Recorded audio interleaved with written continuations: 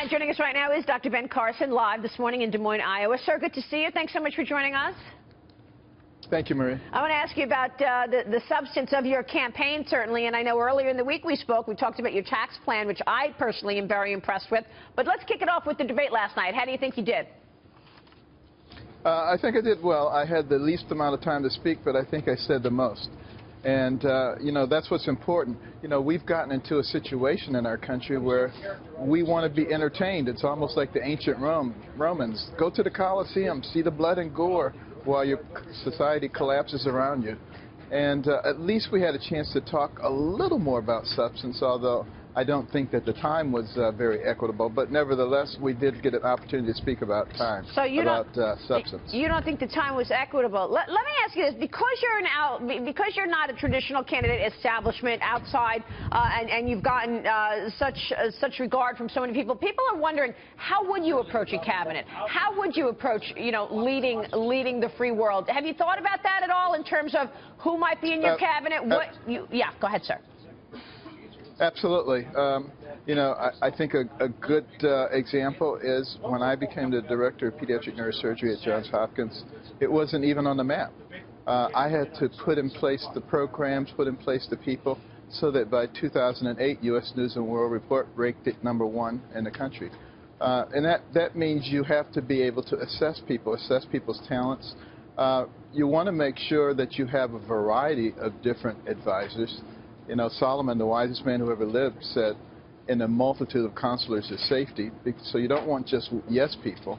But you also need people who understand our nation, understand our Constitution, and are aligned with the well-being of our country. And I don't sometimes see that in what is happening with our leadership right now. So would you be poised to put people in the cabinet, like, for example, Defense Secretary, you know, these important leadership positions, would you be poised to put someone with a political background in there or outside the box? Oh, absolutely. Yeah. Oh, no.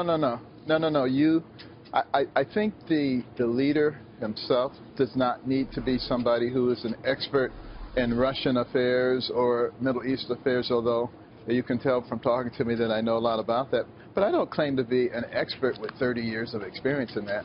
Those kinds of people you would definitely need around you, no question about it. All right, let's talk about some of your proposals, sir. What do you think is most important to voters today, and how are you addressing that? Recently, you came out with details on the tax plan as well as your foreign policy. Tell us what you think voters want to hear from you.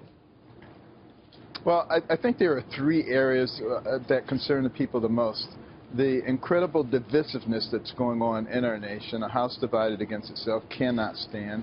And our unity is by far our greatest strength. Our fiscal irresponsibility, we basically are selling the future of our children. You know, things like the fiscal gap. Why is it that no traditional politicians will talk about the fiscal gap? I'm the only one who talks about it. And that's probably because I'm not a politician. And I know how horrible it is and what the effect of it will be. And then our failure to take a leadership role on the world stage is what is providing the opportunities for those who simply are looking for weakness to take center stage. That's going to be detrimental to us in the long run. So do you have a plan then to fix and make Social Security and Medicare, for example, viable going forward as we all talk about stealing from future generations? Absolutely. Go to bencarson.com, but just briefly, you know, as far as Social Security is concerned, it is scheduled to run out of money in 2033 if we continue at the rate we're going now, recognizing that when it was put in place, the average age of death was 63, and now we're approaching 80, and we haven't made the appropriate adjustments. So I think I would start with very slow adjustments for people who are under the age of 50.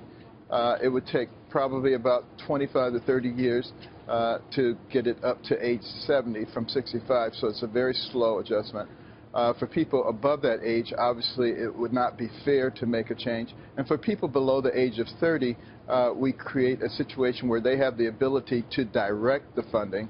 They can't take money out of it, but they can direct it. And bear in mind that Social Security was never supposed to be your livelihood. It was supposed to be a supplement. But by starting at age 30 and doing it that way, it actually can be your sustenance. Dr. Carson, let me get Dagan McDowell here. Dr. Carson, good to see you as always. How's the fundraising going? Based on how much cash you have on hand, how long can you stay in this?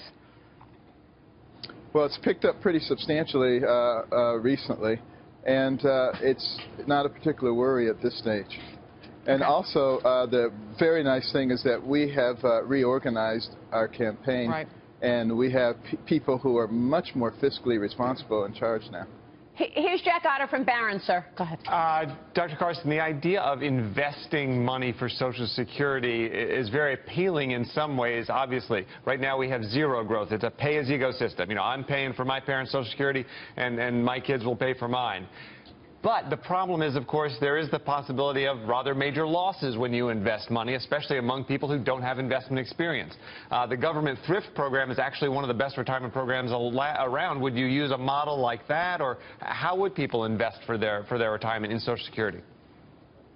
Well, I would go back to the real source of the problem.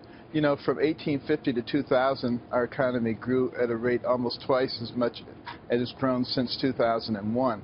And they say it's the new normal. There's nothing normal about that. This is because of the things that we're doing. Well, it's coming off a smaller base.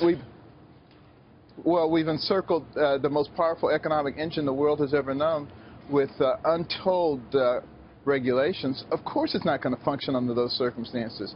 We have a tax system that does not encourage entrepreneurial risk-taking and capital investment. Of course it's going to run out of fuel. When you fix those fundamentals, I don't think you're going to have anywhere near the kind of problems that we're talking about now. Yeah, which is why you came out with your tax plan recently and made the case that this is going to lead to economic growth. Connect the dots for us, Dr. Carson. How do you expect a flat tax to lead to the creation of jobs? Well, think about it. Let me give you a good example. If I don't have the extra capital to invest, I'm not going to create more jobs for other people, because it's those people who are investing, and maybe they're doing it for their own selfish purposes. Maybe they want to make a lot of money, but in the process, they have to hire other people to do that. They have to build infrastructure in order to do that. All of that helps the economy.